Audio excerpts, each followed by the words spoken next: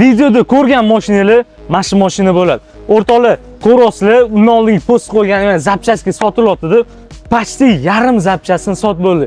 Kimga ya'ni Leapmotor kabriolet qilib berish kerak bo'lsa, rasxodini bersanglar, kabriolet ham qilib beramiz. Hammasi hazil. Aytgancha like va podpiska esdan chiqmasin. Zapchasi ham elektronik zapchasalarimiz hali ham bor. Bemalol murojaat qilsanglar, ya'ni sog', reduktor, motor, invertor, hamma narsasi sog'.